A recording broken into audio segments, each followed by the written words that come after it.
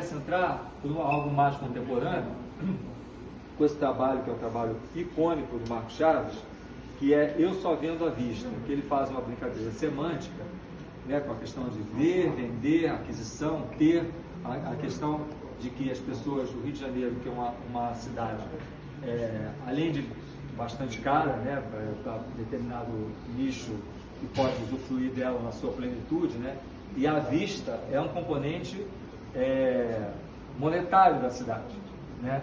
E eu faço essa conclusão. Alô, que bom, muita gente chegando. E eu faço essa conclusão porque quando a gente vê os aglomerados periféricos das favelas e tudo mais, você vê que tem a maior parte das favelas, principalmente na zona sul do Rio de Janeiro, tem vistas maravilhosas, né? Isso também é uma demanda de direito de acesso a essa beleza.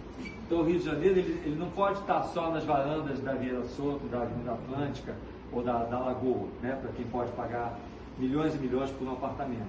Então essa espécie de democracia que foi buscada e lutada e invadida historicamente por pessoas absolutamente não periféricas, mas que estavam alijadas do contexto econômico formal da cidade, elas principalmente, em determinado momento elas subiram as impostos por necessidade, mas ao mesmo tempo elas descobriram lá que elas têm à frente delas um paraíso, que elas têm direito a esse paraíso. Então acho esse trabalho muito pontual. Na verdade esse vídeo praticamente a primeira vez está sendo exposto, porque tem a foto, né, que é a foto aí muito conhecida e disputada pelos colecionadores, mas havia também um vídeo, e eu e o Marcos, a gente resolveu colocar o vídeo, que é bastante interessante.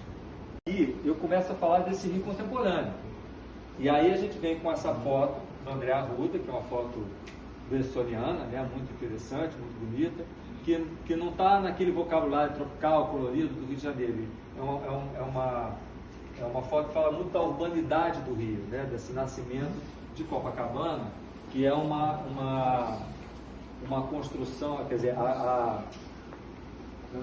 o nascimento de Copacabana marcou um novo parâmetro de urbanidade no Rio de Janeiro, muito mais cheio, né, com muito mais gente morando, e isso é uma novidade para a época, né, a partir da década de 40 e 50, e os anos dourados, Copacabana se consolidou, e ela trouxe essa densidade que hoje o Rio de Janeiro tem, foi inaugurada a partir desse bairro.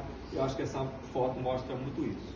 Ao mesmo tempo, essa densidade transformou a cidade numa cidade interiorana e praticamente um balneário onde todo mundo se conhecia, para uma cidade que há silêncios e há invisibilidades. Esse trabalho do Gershman, que é da década de 70 e da época da ditadura, chamado Nova Acrópole, ele é um edifício em Copacabana, meio Art Deco, e ele fala dessa questão dos silêncios que aquele momento abarcava, né? Porque você tinha praticamente como se fotografasse um aparelho de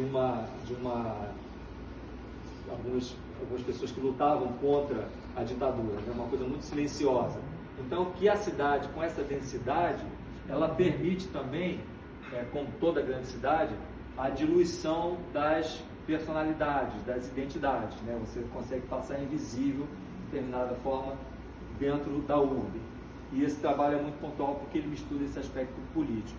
Esse que o trabalho político que eu digo, que o trabalho do Oswaldo Carvalho nos traz uma dinâmica muito atual, que ele pega locais onde aconteceu quase que o efeméride, o fenômeno da bala perdida, que é usual no Rio de Janeiro, por conta de muitas fricções sociais e econômicas que a cidade está inserida, e aí as pessoas levam a ele, hoje em dia as pessoas já têm um trânsito assim, né, de trazer a bala, e ele fotografa o local e transforma isso numa obra, né, num registro que fala muito da história da cidade, mas fala principalmente da possibilidade de você, como um resgate, não deixar de fora essa memória.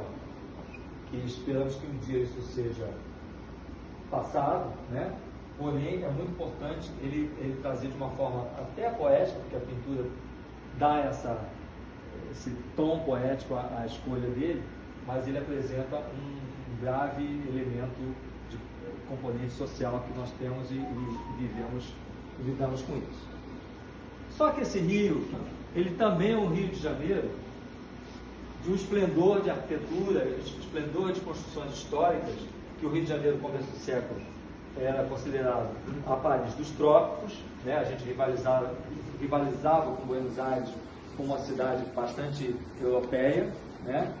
E aí nós temos aqui o trabalho do Danilo, maravilhoso, essa pintura, que tem essa luz cinematográfica fantástica e que mostra, são dois trabalhos, mostram duas áreas muito icônicas da cidade. Você tem aqui a Cinelândia, o Palácio Pedro Ernesto, e com o edifício Amarelinho, o famoso Bar Amarelinho, que é um patrimônio do Rio de Janeiro, e ali nós temos a Praça 15, né, que ele não deixa de trazer, mesmo em trazendo os aspectos históricos, como o chafariz de Mestre Valentim, o Paço Imperial, aqui o Senado, mas ele também, porque ele faz um descritivo muito próximo da Rede quase hiperrealista. Você tem aqui a torre da Cândido Mendes e outros prédios, mas ele também dá um cotidiano com essa construção, porque esse aqui foi logo depois, né, Dani? Logo depois que entrou o VLT.